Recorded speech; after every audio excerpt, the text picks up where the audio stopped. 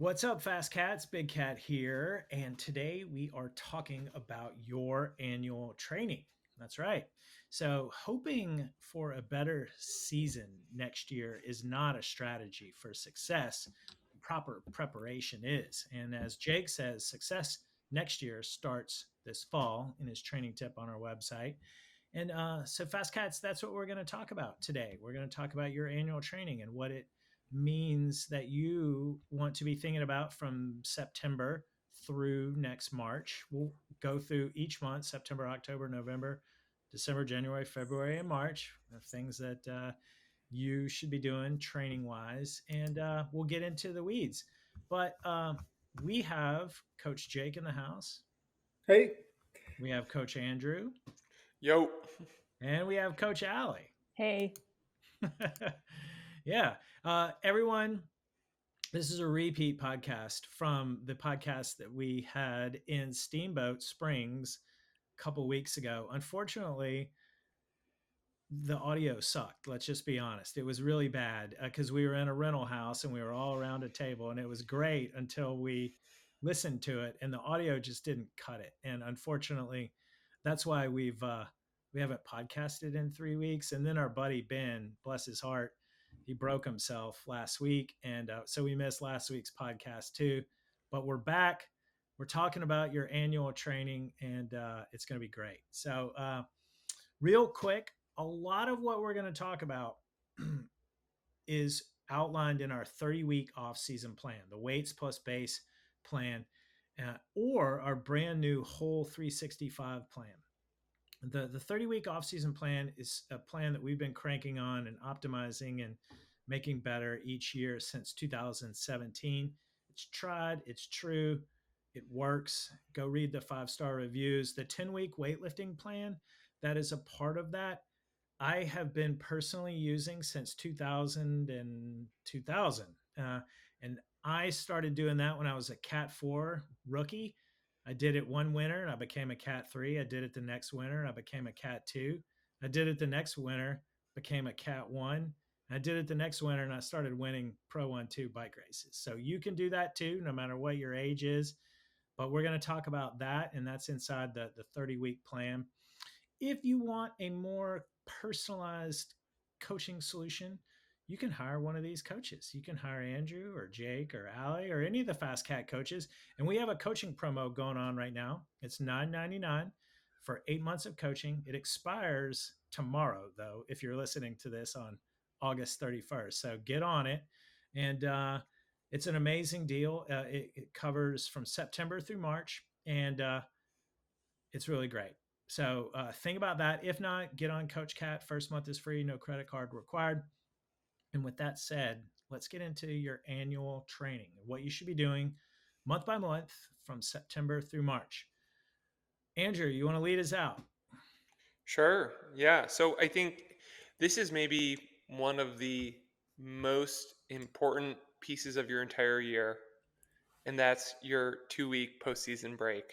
So over the course of your training year, and every listener out there who's trained for maybe 6 months or more has experienced this. You slowly accumulate fatigue. Obviously during your rest weeks, you're shedding that fatigue, and then you're building back up stress to have adaptation. But there's sort of a bigger macro fatigue that's going on, and it's absolutely critical that we get back to, let's say, zero, or we get back to like a nice healthy place. And we're not just doing that for the sake of resting. We're also doing that so that our body can be ready to take on load again. And that ability to take on more load again means more adaptation. That means that we can go and get more gains. And I know that that's near and dear to everybody's heart because we all want to be faster, right? Um, Beyond that, we're doing some cross training. We're maybe working out injuries that we incurred during the previous season, as directed by a PT, or maybe it's just becoming more well-rounded as athletes. We're starting to think about our goals for the coming year. It's never too soon to come up with a plan. And we're preparing our body for what's ahead by doing muscle tension interval work. Yes. Yeah, I love it. Well, everyone, to start off by saying what you should be doing next year with that you shouldn't be doing anything might be a little confusing, but it's really really important to take a break. And the one thing I'll also say, so we're using the traditional Labor Day as a starting point. A lot of you may still be racing. You could be doing the Rad or Big Sugar, or you could be doing Gateway this weekend, or any other events or things. A lot of athletes will go all the way through Halloween, in daylight savings, and then begin their off season. What we're just putting together is a template and an example of the phases, in the order, just using September as a starting point. But no matter when you begin or end your season, end it with a break. It's really, really important. And Andrew, do you ride your bike during your break? Maybe a little in the second week, but typically no. Good Typically, answer. I do not. That doesn't mean that I'm not doing anything, though, Hmm. right? This is a great opportunity to do yoga and do some of the things that are often neglected during the season. So, my goal is to shed the fatigue that I've built on the bike through the past season, but it's also to just make my body happy, right? Hmm. And kind of round myself out as an athlete. So, it's not a totally passive period. There might be a couple days of cross training in there. That could be, hiking with your significant other. It doesn't just mean being a total couch potato, but it is a break from structured training, so to speak. Yeah. Allie, do you ride your bike during your break? Well, I've been on a big hiatus, so I haven't ridden my bike at all. But um, no, I had a hard time, and I think this is relatable to a lot of athletes. Is you see a 2 week break, and you're like, yeah, right. What am I going to do? But you probably have gutters to clean and the house to clean and family to catch up on. So back to me. No, I didn't. I actually took the time to take a break, and it was relieving mentally as well. Like you're not so structured, even though I crave for structure. I crave structure, um, but it is crucial to take the time off. And this is something we'll touch on too. But like people are worried about their break and like, oh, I'm going to lose fitness. I'm going to gain weight. Well, those things are actually really good. So your body just relaxes, and then, like Andrew mentioned, you'll make the gains when it's time. It's just 2 weeks out of 365 days, so you'll be all set. Yeah. Yeah. Nice. Jake, what's your approach to the postseason break for you and also your athletes? When I was racing, when I first started, I was really always looking forward to it. I was the ones like I know I have it marked on my calendar when I'm not going to ride for 2 weeks, and I always did it. Then I kind of got away from it, and then one year I had to take a month off the bike for surgery, and I came back that spring was probably one of my best years in a long time because I actually gave my body that proper rest. So ever since then, I've been very strict about, hey, you need to take that time. Like I'm like Andrew says, like that one first week, I say nothing. That second week, yeah, if you want to do a hike, you want to do something not running, like, but if you want to do something different, go for it. Maybe a mountain bike for 45 minutes, or go out with your kids on the trail or something on go get some ice cream. But yeah, just give yourself that proper time off. Yeah. Yeah. 100%. So everyone, when you think about next year and they're preparing, start with a break. And breaks come in all different sizes and shapes. You can ask your coach or Coach Cat like what a proper break looks like, but do it properly. We have a great training tip on our website. We'll put in the show notes. It talks about taking a proper postseason break. And I've kind of like what everyone's mentioned here. The surefire way to do it wrong is essentially keep riding, like on habit. Like you almost have to break the habit and put your bike up. I have some athletes that are super motivated in type A, and I know that, and I'll just say, you got to lock it up. Nope, nope, no bike for you. And, others, some athletes that don't get to ride a lot anyway, maybe like one weekend where they don't ride their bike, but, the other weekend is maybe they just do a little bit of biking. But anyway, not to talk about the postseason break too much. The other Yeah. thing I like Uh, for Can I say something? yeah. If you can be super strategic, the best thing to do is plan a family vacation at this time. Oh, there you Whenever, if you're looking at the big picture, like a 12-year calendar, look to go. see where your goals are. Look to see maybe when that break would come up. And maybe you do plan a trip where you're forced away from a bike, where a bike's not even an option. And that's usually a good option. Yeah, here. Or you get married. Like, it's really advantageous for cyclists to, or have a baby. Or have a baby. Yeah. Have your baby in the off season, right during your postseason break. Proper planning. Proper It's all planning. about Everyone, you. Coach Christian is doing it right. He just had twins a couple days ago, so congratulations to Coach Christian and all his athletes out there. Yeah, that's what's going on with Christian.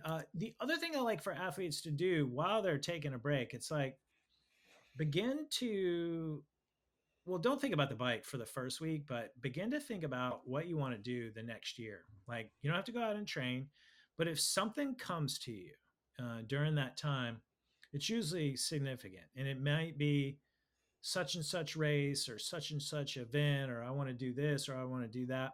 I think that's valuable time, and that's we do begin to start setting goals in September. We don't finalize them, but we begin the process, and we'll talk about that a little bit in coming up. But that's actually a good segue into what you do in October. Yeah. So So I was just going to say, instead of like spending that 1 hour, 90 minutes during a ride, it's like you can start to gather information on where races are, when the registrations are due, like deadlines, and just kind of place those in the Google Calendar or whatnot to give you a heads up. So when you start training, you're not taking time away from training to do these things, and you've already got that all prepared.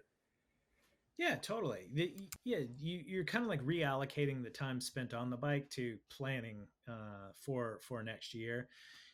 Coach Isaiah's got a really good training tip on our website. Also, it's reviewing your season with your data.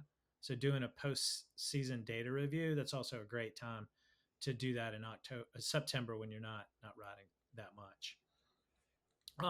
But yeah, continuing on the goal setting theme. So you've thought maybe you've written something down in September, but then in October you think about it more seriously, and you may talk with your coach, or you may begin to do some research about the event and just see how it sits with you. Like, I feel pretty good about this event, and I want to go for it. It's like sometimes it takes a couple of nights sleep or a week or two just to really let that settle in, because it's a big commitment. So anyway, that's like what October is for as it pertains to goal setting. But Jake, what do you like to do during October, continuing on from September, but not quite going full bore in November? Yeah. So since I live in Indiana, I know that winter's coming like it does every year, which means a lot of indoor training. And I know that strength training is on its way, which means less riding as well. So October, I do like to have like a maintenance month, or you're like, maybe you don't build CTL, but you're trying to maintain some level so that when that time comes to get up, you're not outside as much, you're on the trainer, you're in the gym. That way, when you come off the gym and strength training, you kind of have a higher base to start from. So October around here is like the best riding. It's finally not hot again. The leaves are changing, cool, crisp mornings. It's enjoyable.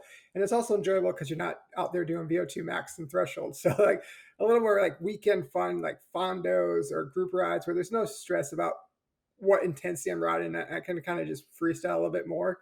But I'm also like trying to look to like keep a base, keep a level CTL, or maybe up a little bit, just so that when I go to strengths training, like I'm all set, like I'm not panicked or anything by any stretch of the imagination. And I'm like, okay, I'm good. I'm set up for winter.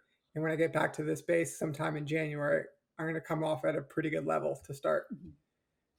Right on. Allie, how about you in October for your athletes? Pretty similar to Jake. It's just dependent where I am during the year, but yeah, I think if you can get a little bit of base in and then hit the gym up, as soon as it starts to get cold, I think that's ideal. Because if you live in the north or wherever it snows, you don't want to be trainer bound too early. So get those miles in a little bit, and then head to the gym. And then, while you're in the gym, I really tell my athletes, be mindful of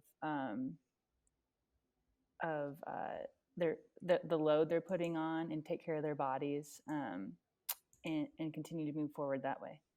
Yeah. I like to have athletes, it kind of depends on where you live. Like, are you in Tucson or, Southern California, or are you in like New England?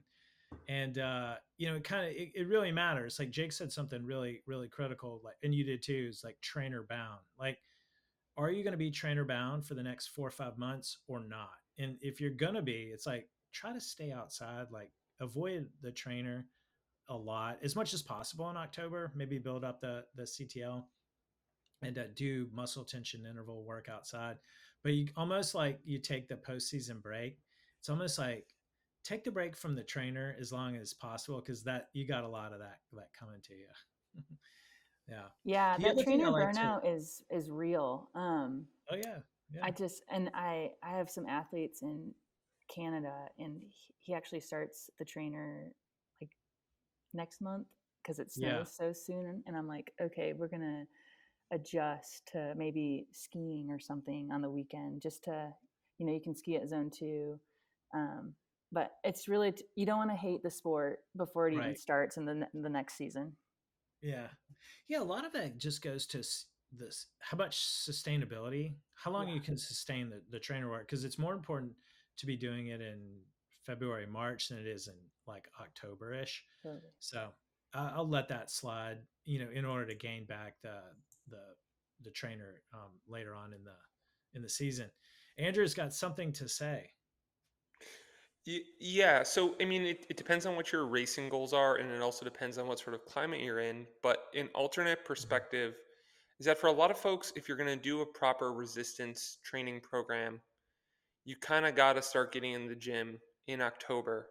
If you're going to start racing Mhm. in March, which a lot of road cyclists in the US do, or if you have maybe if you're going to do like the first BWR of the year as a gravel racer, if you want to have a real base season that's uninterrupted by racing or higher intensity, that sequence sort of begins in October. So, Yeah. that's something that's really near and dear to my heart because as a long time two discipline athlete racing road and cross, I'm very aware of the consequences of having a compressed or limited base season, in sort of how that can not set you up well. So I think you have to be really realistic about what your race calendar is going to look like and how early in the year you need to get started on your resistance program if you're going to have time to do Yes. base as well. Yeah. I mean, I think like what Andrew's also talking about is you want to think about 10 weeks of weights and then 12 to 16 weeks of base, and where and when are you going to fit those in? And I always like, the reason why I like for my athletes or the athletes I work with to begin thinking about their goals in September, because then we can get a feel when the season's going to begin. And then that enables us to figure out when we should be lifting weights and then finish that up so we can build base. And so if you're I doing think the BWR in February, or your season begins in March, you really want to get into the weight room at the beginning of October. Give yourself 10 weeks. You want to wrap up. Hey, Andrew, you want to wrap up your weightlifting really by the holidays. I have an athlete right now. We're going to start late September. We're going to wrap up his 10-week weight program by the Christmas time. He's going to go right into the festive 500, just get a jump start on his fitness, and then do base January, February, March, and then come out swinging in April. But his first goal event is like Memorial Day.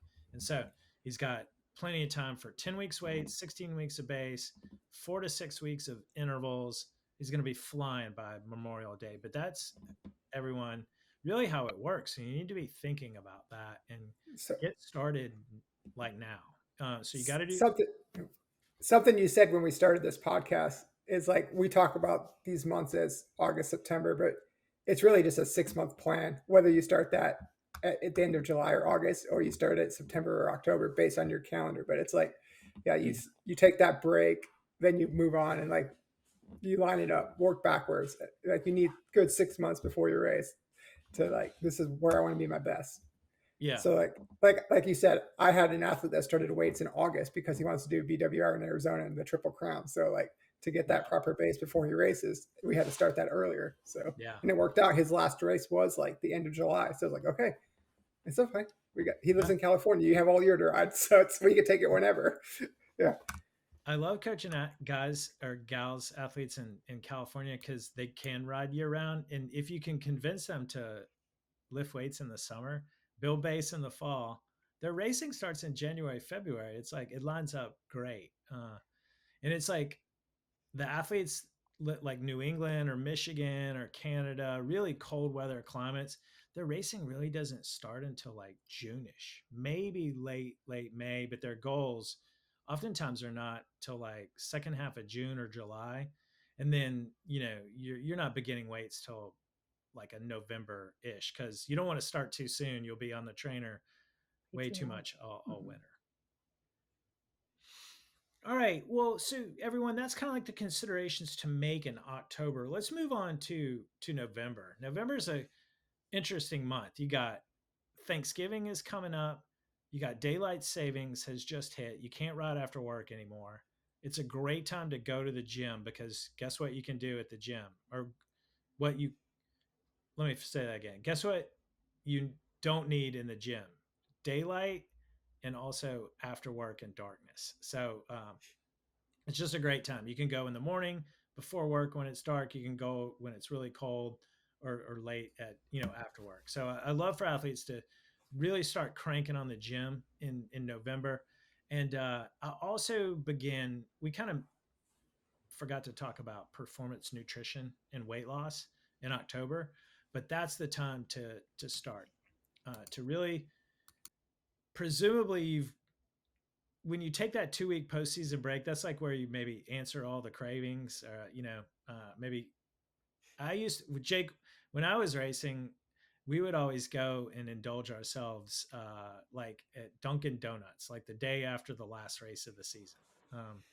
Get it out of your system, and then you feel sick to your stomach. But that was like, and then after that, you get back on the straight and narrow. And so October is really a great month to really double down on your nutrition, winning in the kitchen. If you have any weight loss goals for the next season, think about the next 4 months. Do it in October through February so you're not stressing your body when you're trying to do it while you're racing or doing intervals like April and May. I like to have athletes that are serious about weight loss be at their weight loss goals, race weight by March, more or less. And so it takes time. So you got to start in October. So it's a great time. You're not training as much. So you have more time to go to the grocery store. You have more time to meal prep. You have more time to cook and learn the recipes. And it just takes time. Like so rapid weight loss is just, it's bad news all around. So do it the right way. Start in October. You'll be much more happy all the way around. Don't get grumpy on account of like losing weight. It's like we've all done that. It's not fun. But anyway, back to November. The days are short. This is when you might fire back up the Zwift account. Dust the cobwebs off the smart trainer. You're beginning to think about Thanksgiving and how you're going to navigate that with your training. A lot of athletes are just like in the thick of it, like with the hypertrophy phase of weightlifting, and it's fine. It's like you just lift weights and you ride your bike a little bit, and the holidays are great and grand. I think this is a great time too, like at the end of October, November, start to think about what's your plans over the Christmas holidays. Like, are you going away? Like, cause like usually there's a gym, usually are easy things to find. So like if you're in the weight training program, still at that point, that's a great time. Like, okay, I got the last 2 weeks of, strength or whatever there. And I can do that. I can find a gym. I can get a pass for 2 days or 3 days while I'm gone. Or like you mentioned earlier, the Festa 500. So do I want to finish that weight training just before the holidays? So then I can do the Festa 500, be like heavy on the bike that last week there. Because you might be going somewhere nice and you might be taking a bike. But it's a great time at the end of October, November to kind of figure that time frame out and what you'll be doing so you can fit everything in it right around that holiday period. 100%. Yeah. I mean, just because you're traveling for the holidays doesn't mean you should not do your weight program, because generally you can go to a YMCA or like a city gym. I mean, it's the weights are really simple. The what's magic about them is the consistency in the way that you do it. So plan ahead if you have any holiday travel, like what Coach Jake is saying, and yeah, the Festive 500 is like all the athletes that do the Festive 500 usually have great beginnings of the season because they've done really good base. It's a good bump for your CTL, and just a great way to close out the year. And then every athlete that does the Festive 500, I still make them ride the year in kilojoules on New Year's Day. So 2025 coming to everyone this year, or 225's TSS OTS. Yes. I think the festive is a great like little event or mental break too from just the the winter or going into the winter, but post gym.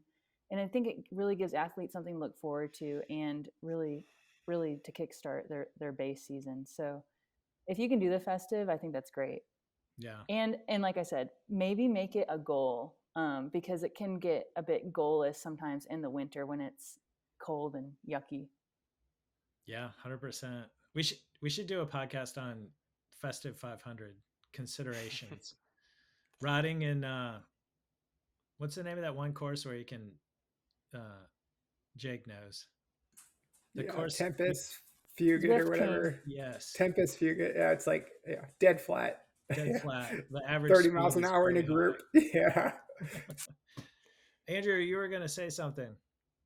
Yeah, just one quick thing before we move on with respect to maybe you're traveling for the holidays, but you want to continue your resistance program. A lot of my athletes will want to or try to get away with really minimal weightlifting equipment. And Frank is right that it's really not that complicated. But the one thing that's really important, especially if you're doing, like a max strength phase or even a hypertrophy phase, is that you have sufficient weight available.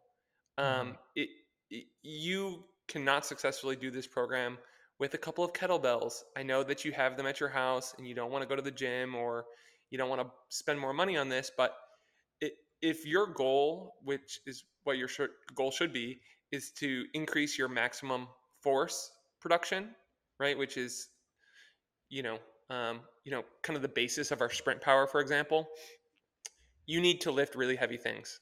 You need to be approaching failure by the end of your sets, right? And the only way that you're going to do that is with significant weight. So, this could be hundreds of pounds, so your 30-pound kettlebell is not sufficient. And if you are going to lift at a hotel gym, just be realistic and do some planning. Most hotel gyms are not going to have sufficient weight for you to be able to do this. So you need to kind of think about it, and you need to find, like Coach Frank said, a YMCA or a local gym, as opposed to a room with dumbbells up to 20 pounds and a treadmill. That's not, that is not going to cut it, just to be completely honest. That's not bad stuff to be doing, but that's also not necessarily the goal of a full resistance program. Yeah. Everyone, listeners, Andrew's talking about the squat and the leg press. That very common at gyms, not common at hotel gyms.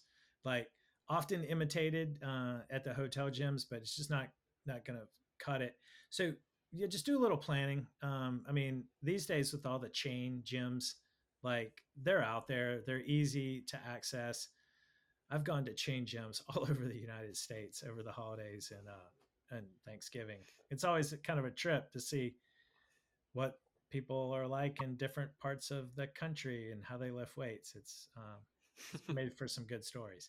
But anyway, so yeah, lift heavy things and don't. Yeah, we can diss on the kettlebells regimens all we want, but that's not what we're talking about. It's like the heavy stuff. We'll get into the kettlebell stuff later on during the maintenance phases in like the late winter and spring. But yeah, so that pretty much covers November. The other thing I like for my athletes to really do in November is just get in the groove. Doing the work. It's not that complicated.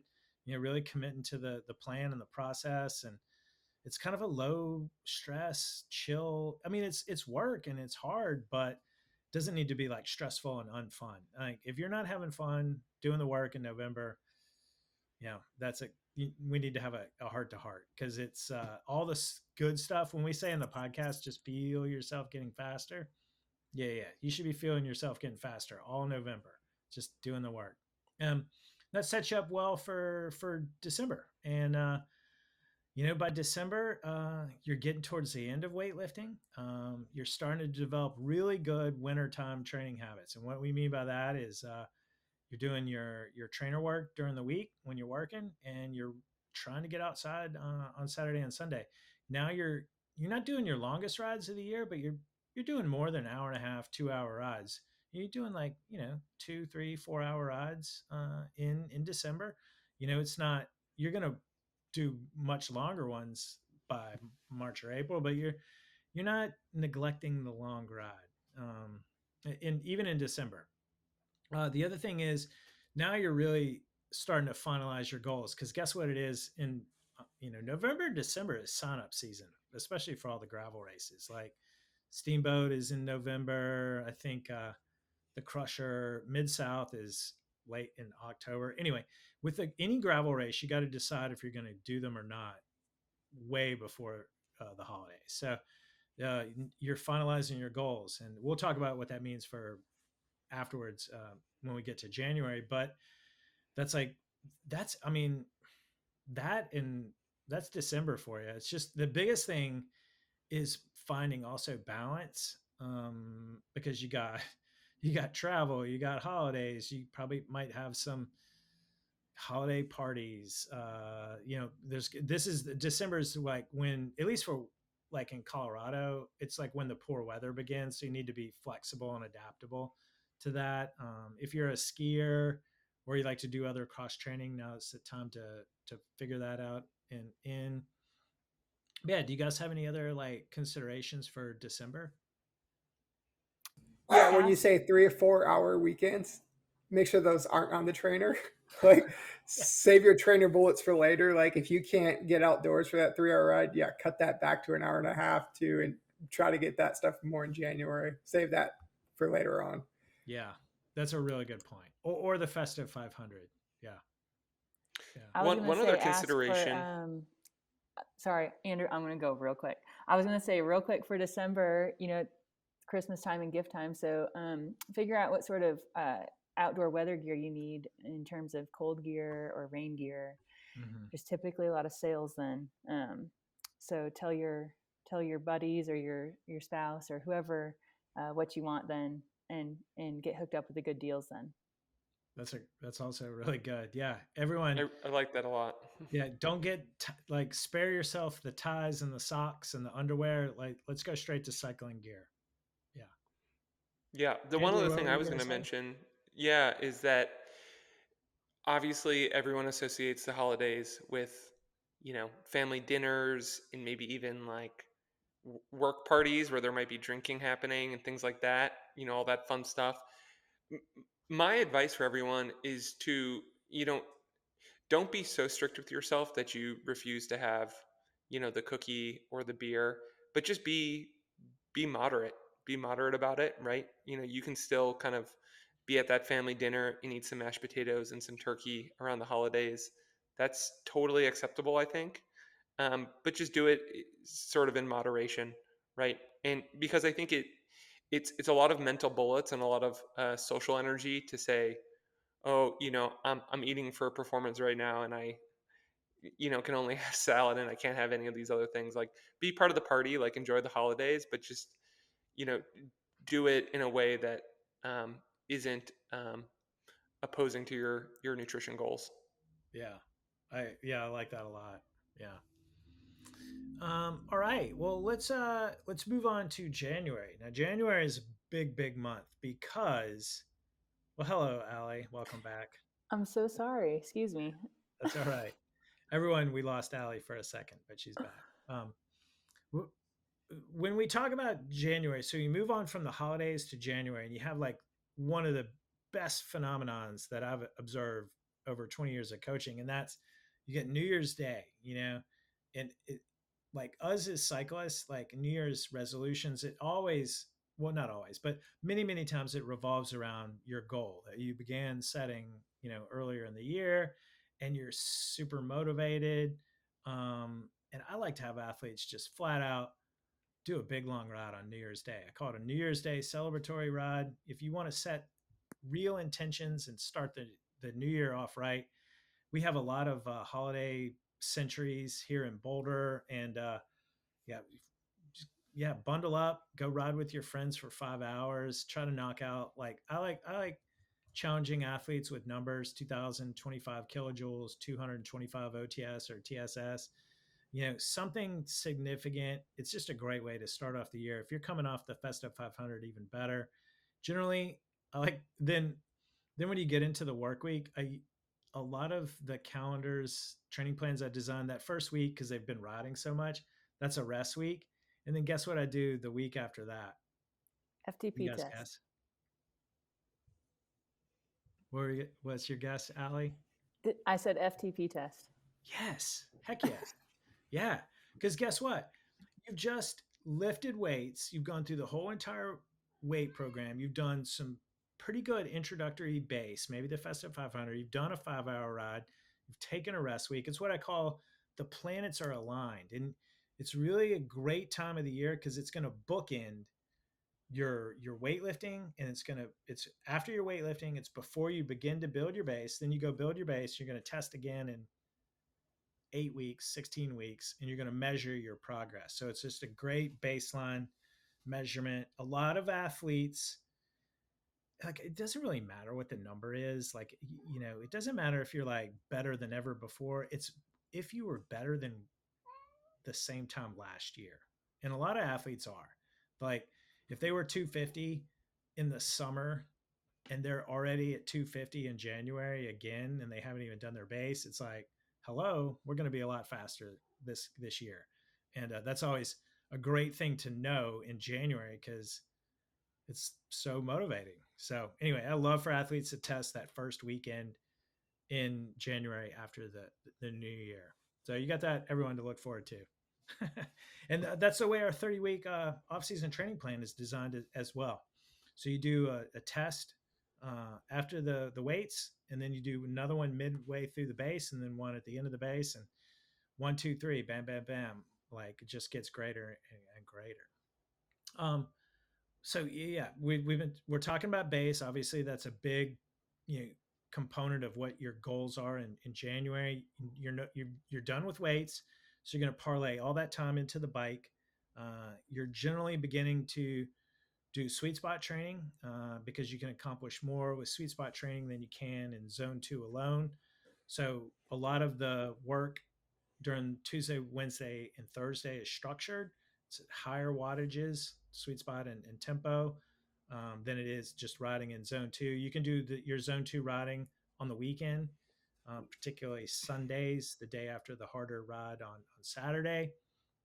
You're beginning to do Zwift stuff, whether you do like group rides or structured workouts. Like, this is when structured training for a lot of athletes begins, where you're doing crisscross and over under.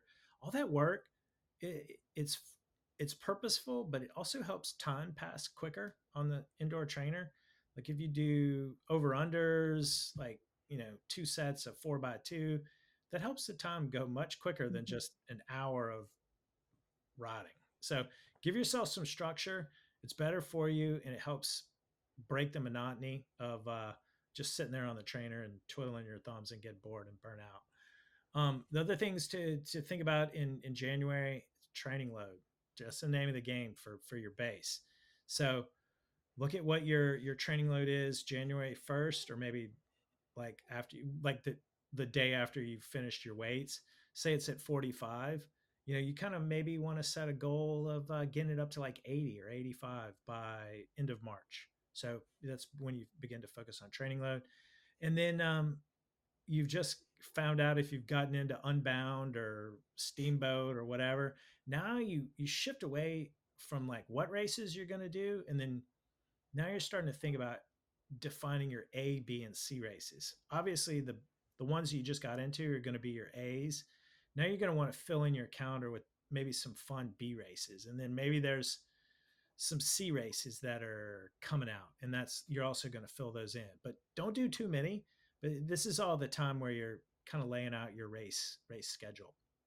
And then lastly, in January, you're really, really fine tuning your nutrition. Like, you're eating your vegetables, you're not skimping on the carbs, but at the same time, you're watching your weight if that's a goal of yours, but you're also making sure you're fueling your recovery. So it's a great time of the year. Just again, get in a rhythm of training, and paying attention to your nutrition, doing all the meal preps, the grocery store visits, and that's absolutely key in January. How about you guys? What are y'all thinking about in January? Oh my I think gosh, I love this time of year, honestly, for all of my athletes in particular. Yeah. I find this to be one of the most productive training periods of the entire year. Typically, as we already discussed, you're on the trainer. And on the trainer, once you get adapted to it, it's not bad.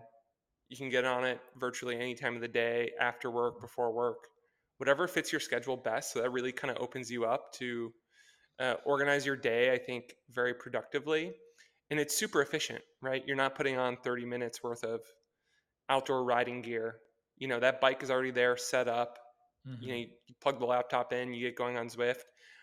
In this period of the year is where most of my athletes see the most rapid progress, right? This is when TTE goes way out, threshold comes way up. I mean, things are just happening at a really cool rate, right? And you're coming into this with newfound strength from your resistance training program.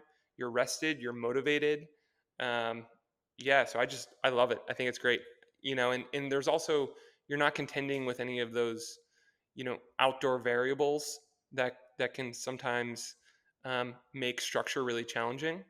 So with me, for example, I live in Asheville, North Carolina, and it's really mountainous here. So you have to be super specific about what routes you're going to do. If you have 2x20, for example, you can't just, point and shoot. But when I get on the trainer, I mean, there's nothing that's going to stop me from doing my 2x20s, right? And that's the same for all of my athletes. Yeah. So it's really, I think, a good productive time, and it shouldn't be, its value shouldn't be underestimated, because this is where we set the stage for the rest of your year, right? And if you can be really dialed during this time, man, you're going to have a super good season. Yeah. Mm-hmm. I agree. Two things. I'm piggybacking off of the indoor training, because when I was racing professionally, and I don't tell people to do this if you're not a pro, because there's no excuse for me not to ride. But when I was at home in Michigan for a month, and I did 20-hour weeks on the trainer, and it was not fun, but it was so consistent, and I had the best season after that year. But don't do that if you're not being paid to race.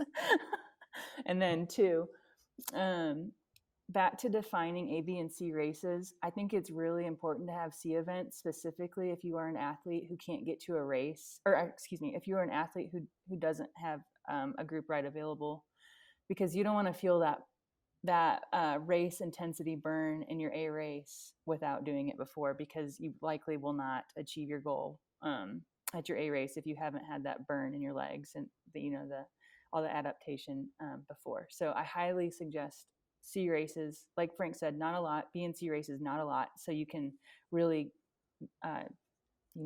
achieve your goals for your A race. Yeah, 100%. Yeah, the only thing I'll add to this, because I think a lot has been said, is for us northern climate people, the weather is very variable. But if it's 70 on a weekend and you're on a rest week, you might want to ride outside and get that 4-hour ride in and make that adjustment. So have some adjustment with your plan based on the weather forecast. Don't pass up nice days because you're on an off day or it's a rest week. Or I think you should be able to, if you have a coach, it's great, because the coach can go in there, oh yeah, let's make those adjustments and plan for the weekend or the next weekend, because we know the weather is going to be.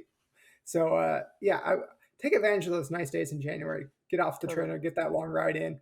Don't just not ride because you had something else planned. You can make that adjustment. I think with that app now, you can ask CoachCat if you did something longer and you kind of screwed things up. You can probably message him and he'll set you up back on the path. But yeah, that's a great thing about having a coach, and you can just always message that coach on a Thursday, going, "Hey, this weekend it's gonna be like 60s. What should I do?" And like they'll get you on the plan. Like, yeah.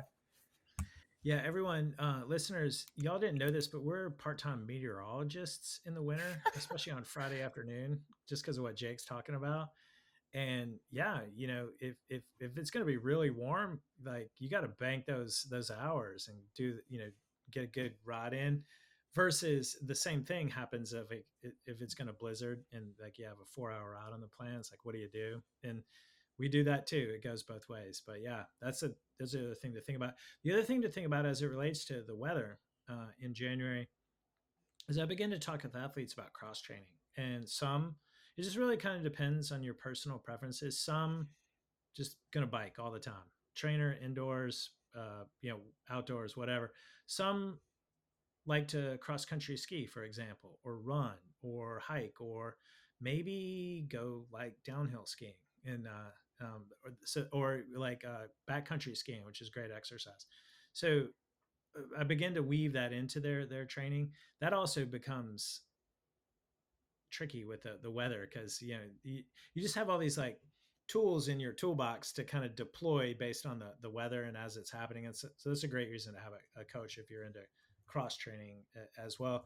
But obviously, kind of like what Jake mentioned, you could just tell CoachCat, uh, I'm going to go skiing today.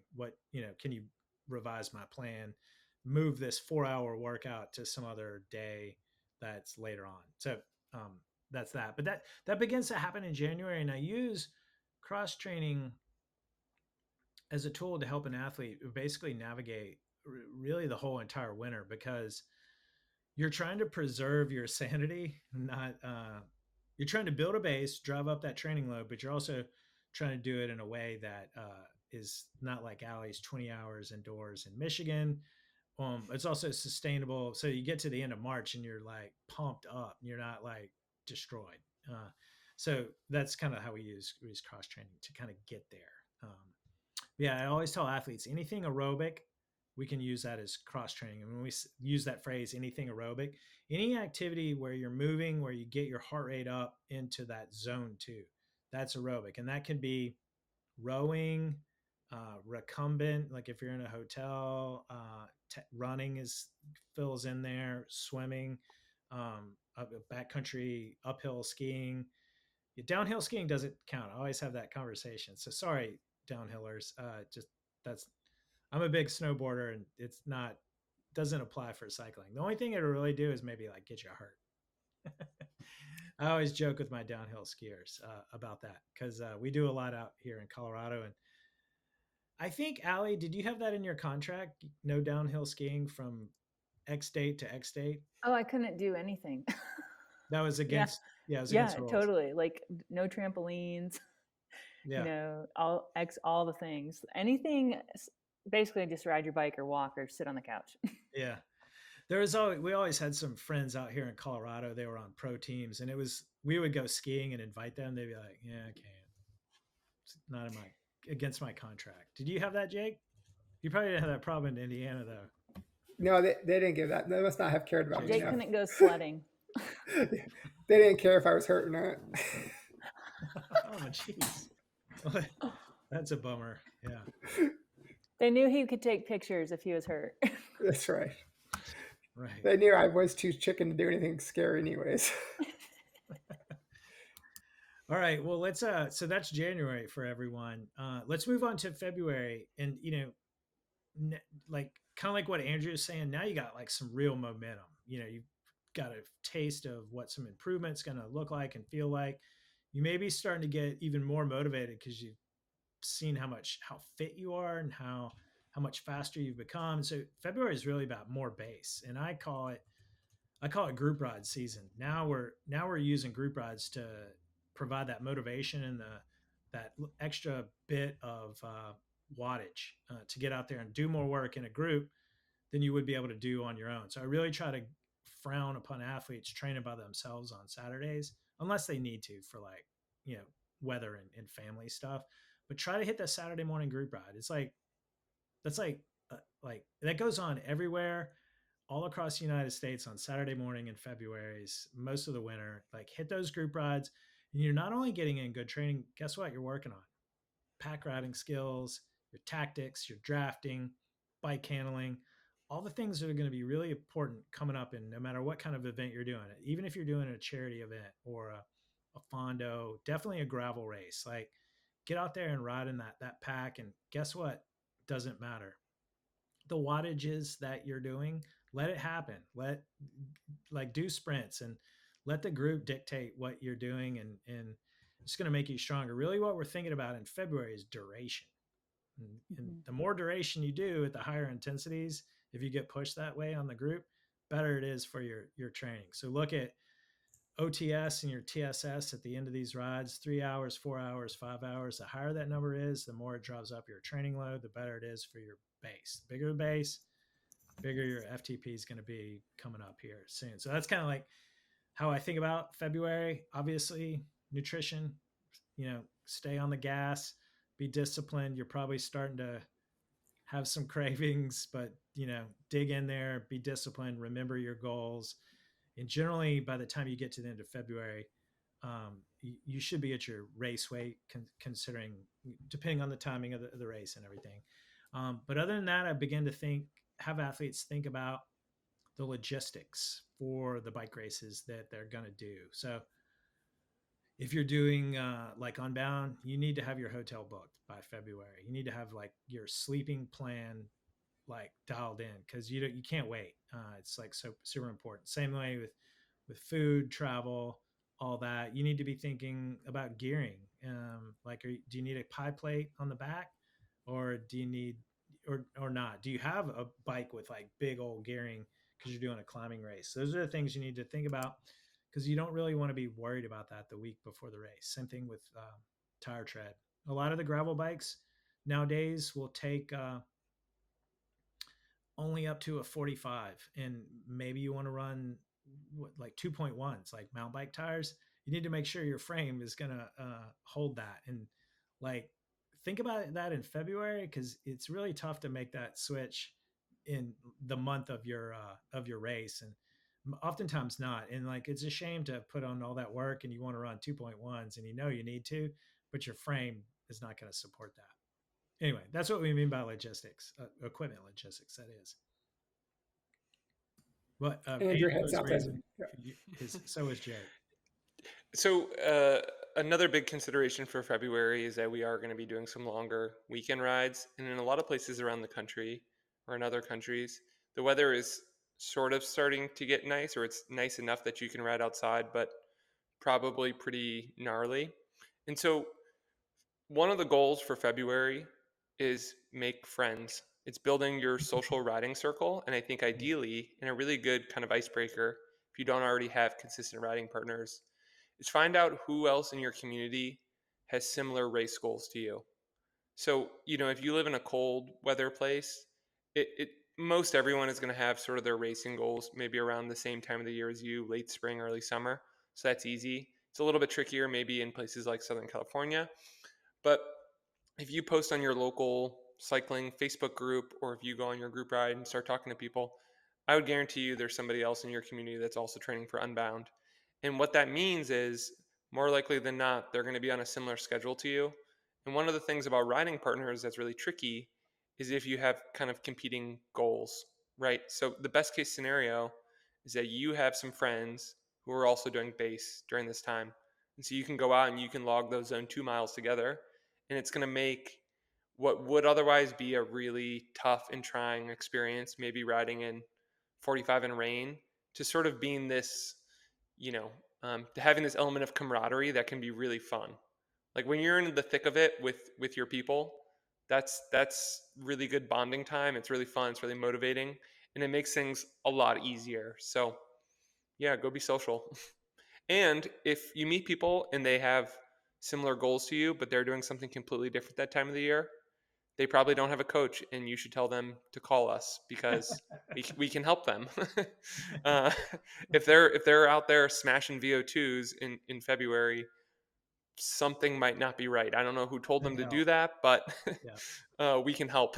That'd help. Yeah, that's a really good point. Jake, what were you gonna say?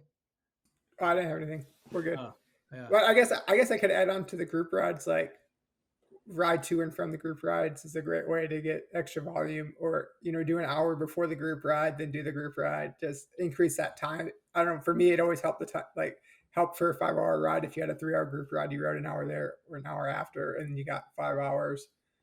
Yeah, and then sometimes like early season February, there are some of these early season races. Make sure those are like C races, and the same thing. Train through them, get the volume in. Don't just like taper for a 30-minute crit on a Sunday. Like you're wasting a weekend, and it'll put you behind the 8 ball come March and April. So yeah, make sure you keep the big goal in focus. Yeah, 2 years ago we went and did FasCat training camp down in Tucson with the cycling house, and February is a great time for training camp. You got President's Weekend, which is a long weekend. You're probably getting a little bit tired of your trainer. It's been long enough since the holidays where you can maybe take some vacation or get the heck out of your cold weather climate, perhaps. And yeah, go consider a long weekend or a week like cycling training camp. It's hella good for your building your base and increasing that training load and really taking it up to the next level for the upcoming season. So that's February for you all. It's just about finding the ways where you can ride your bike the most in the context of everything you got going on. So that takes us to March. Now it's getting real. You're in it. You've put in 5-6 months of work. You want it to start really paying off in dividends. You're going to keep hitting the group ride. Now you might. I encourage athletes to hit the group rides, but now begin to hit them a little more aggressively. Get into some race simulations. Maybe hit the hills hard. Work on some attacking and counter attacking. Generally, the groups get faster, so that works out. Group rides are generally periodized just by nature, so they start off slow and sensible in December, and then they just get faster throughout the winter. So that's a good thing. You want to think about when you're going to finish up your base and then when you're going to switch from base to race. And so now you're using your training load as a guide there. You're using like how much time you have to train as well. You're going to need to allow time from the time you stop doing base to when you start doing intervals, and just really modeling that out within the performance manager chart or your training load on CoachCat, and looking at I need to just ride as much as I can up until, like, let's say the third week of March. I'm going to take a rest week. I'm going to test. I'm going to achieve my highest ever FTP, and then I'm going to start doing intervals, and that's what April would be. But so in March, you're finishing your base, you're achieving your peak training load, you're really, really using the group rides for race simulations, work on that first hour of like a gravel race, if you're a road racer or a crit racer, to work on your tactics, your pack positioning, maybe some just organic intensity. And then with regards to by now your goals are pretty set. You got your A race, you got your B races. You want to really think about, again, the frame, the tires, the gearing. This is the time to maybe get a bike fit because you've been riding all winter and your knees starting to bother you. Dr. Andy Pruitt, I sat in many, many bike fits with him over the years. He called it spring knee. Like a lot of his bike fits, he got really busy in the spring because of spring knee. Everyone's been riding long enough that they're getting some overuse injuries. So take care of that before the overuse injuries happen. Lock in your saddle, your shoe pedal combination. Like, don't make any changes after March. Like, lock it in so that you're not introducing any other changes after that. Once April hits, and then you're starting to, look ahead at maybe some races coming up, and you're ready because you just had a great off season. How does that sit with y'all? What do y'all would y'all add to March? Yeah, I think it's so important, to bike maintenance, because you're sweating all over your bike all winter. So I don't know if you've all ever unwrapped your bar tape or looked down into the head tube, but like you can see some rust going on or some salt. So you really want to take care of that before it's too late. And you may need a new bike, which is fun, but not necessarily doable for everybody right then and there. And then I think one important thing after coming off the trainer and getting into group rides and being race ready is really getting comfortable on your bike. Practice riding in the drops, because you go from the trainer and it's very rigid to outdoor and you're all over, and you don't want to be skittish. You don't want to be that person, because we all have been around those people who just are like, you can tell they came off the trainer and it's like they're riding on ice and you don't want to be near them. So get comfortable, practice drafting, get as close as you can to the wheel in front of you, and really learn those sort of tactics, because they're going to play off and benefit you in bike racing as well. So just really get comfortable on your bike. And the rest is history. You put in the work, so just go for it then. Nice. You guys, Andrew or Jake, y'all have anything to add to March? Just ride. Ride. And group rides are great. And then I think Allie brought up a really good point, is making sure, because if you've been riding outdoors and the road's been salted, I mean, things can go bad. So what you don't want is these things, your bike to break coming to race in April or May. So bike maintenance, going through it might mean rewrapping handlebar tape. I've had handlebars snap because the salt built up underneath them. So you might take the bar tape off, look at your handlebars, make sure it's all good. Headsets, chain. Maybe you change your chain at this point in the year because you've been riding out in crap weather and the salts and all that. So yeah, just bike maintenance, having that stuff ready to go, so it's good for the race. But I think the biggest thing is just building that CTL, getting all that riding in, and just be ready for the interval season. I actually do have one note, and this goes back to Frank's spring knee comment, and that's if you've had a really successful base season on the trainer, and you're one of these people who's lucky enough to have multiple bikes, like maybe you have a dedicated trainer bike, and then you have, a bike that you're going to be racing on, or even a gravel bike that you haven't ridden all year. Don't take that bike that you've been riding successfully and have had no issues with, and have your fitter match the fits, at least in terms of the saddle setback and height. Maybe even this is an opportunity to say, okay, I'm going to invest this year in making sure that all my bikes have the same crank arm length, the same saddle, things that are going to make it a little bit easier to mimic those positions.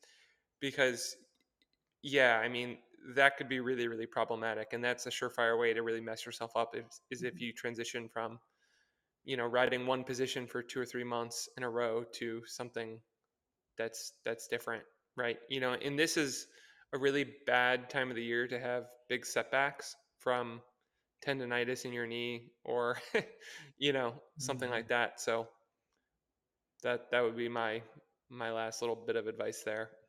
I'd add cleats to that too. Stay on top of your cleats, and if they might be fairly worn by now, but replace those puppies so that you don't get too much play, or you always replacing your cleats is like this puzzle, and trying to get it in just the right place, and do that now before you get into the night before the first important race. All right. Well, that is your annual training plan from September through March. Hope everyone has sufficiently processed all that. If you have any questions about that, we actually have that as a training tip on our website. And all these topics that we kind of began to speak about, we have content, training tips, and other podcasts that we've dived even deeper on these topics. So we'll share those in the show notes, and you can go there and go back and listen to some previous episodes, previous training tips and everything. But yeah, I mean, really kind of, we're here. It's August 29th. Yes. Now's like, hypothetically, you might be wrapping it up, and just get ready for that postseason break. As a reminder, we do have a coaching promo. If you want to, if you liked anything that anyone here said and you want to work with them for next year in a really personalized, highly communicative, data-driven coaching solution, yeah, go get it. It's on our website. It's in our emails, but it does expire August 31st. And that is it, everyone. I hope that has motivated y'all, pumped y'all up for next year. Allie, do you have any goals on the bike for next year? Put you on the spot. Steamboat. One goal is to start riding. Start riding. But my husband and I, we want to do some sort of race together, and so he's really encouraged me. It probably will be later in the year, maybe like a Big Sugar style race. Are y'all gonna do it like on a tandem or like? No way, together? We would be in big trouble. Yeah, I love him so much, but I don't want to ride a tandem. No, just maybe like a 60-mile event, something like that, roughly, and just go for it. Like make that the goal of the year. There you go. How about you, Andrew? I know we kind of talked about that in Steamboat. Well, do you have like some goals you're kind of like bouncing around in your head right now? Too many to recount on this podcast. Yeah, I have a lot of goals. I like to race a lot of different disciplines. I think road racing is always sort of the anchor of that. So my calendar will be sort of built around what my team race calendar is and where I sort of have obligations there. And then beyond that, I'm going to fill in long, hard mountain bike races, gravel races. And I'm also really lucky to live in a region that has a lot of really cool and really tough racing in the Pisgah National Forest. And a lot of those races are races that with a busy road calendar, I haven't always been able to do in the past. So I'm going to try and include some more of that this upcoming year. That's awesome. Does Steamboat 100 fit in your goal setting process? Getting some revenge? Always. Yes. All right. Yeah. Double revenge. Double revenge. Yeah. And how about you, Jake, Mr. Level 88 on Zwift? I know you talked about it and you got some goals. Yeah, well, I like fondos because they're like road races, but not racing, like kind of fast-paced group rides with the time. So like a couple of years ago, I did the Assault on Mount Mitchell. That was a lot of fun. So that's like normal roads you normally don't race on a road race. So I like to find some kind of mountainous fondo somewhere in the southeast here. I love the roads out there, so I'll try to find one, do something like that. I like that. And then probably again the crit at the Marion University. I've usually done that every year, so those will be my two things. Yeah, that's awesome. Now, didn't you win the Assault on Up Mountain? I got second. Second. Yeah. Oh, who got first? Yeah, right. Some kid on Hincapie. I don't remember what his name was. Young gun. I think I remember that because we were doing the Oat Route Asheville and you came through and we all had dinner together and you went off and you won. Yeah. Yep. The next day. Yeah, we broke away a group of 5 right from the start almost. It was a long day. Yeah. Frank, what's your goal race? Oh, that's a good question. I did the BWRs, a few of those this year, and I did Steamboat. I got like some bucket list things. Yeah, I don't know. I got to think of it. I like Unbound just still doesn't speak to me, but I want to do it one year. Definitely going to do Steamboat again. And there's like, there's some fondos up here in New England. Like, so I'm going to be on the lookout for some stuff in New England that's fondo-y, gravelly. I like to meet some people in this community, like through like some B and C races. But my A race will be Steamboat. I've never done Mid-South. Love to do that one day. Yeah. I'm in, Allie, as you can tell, I'm in the early process and I haven't taken I was going to say, you have until January. I need to take my break and then think about it. Yeah. I'm still replaying Steamboat in my head, so we haven't moved on yet. Okay. Well, listeners, thanks so much for listening. It's always a pleasure and an honor that you do. And you know what we say when it comes to training. So work hard, ride fast, have fun. And as always, remember, consistency is the key to FTFPing. Thanks for listening. We'll see you back here next week. See ya. Bye.